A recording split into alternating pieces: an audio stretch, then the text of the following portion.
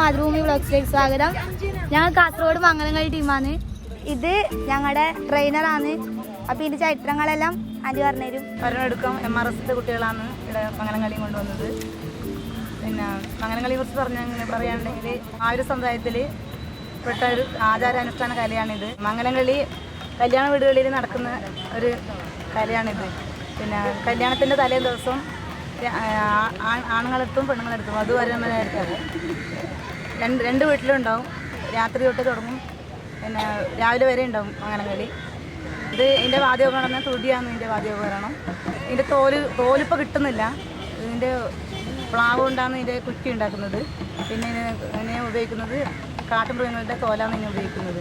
പരമ്പരാഗതമായ കളിയാണിത്. നമ്മൾ ഉപയോഗിച്ച വാദ്യോപകരണം തുടിയാണ്. നമ്മൾ കാസർഗോഡ് നിന്ന് 15 ആൾക്കാരാണ് വന്നത്.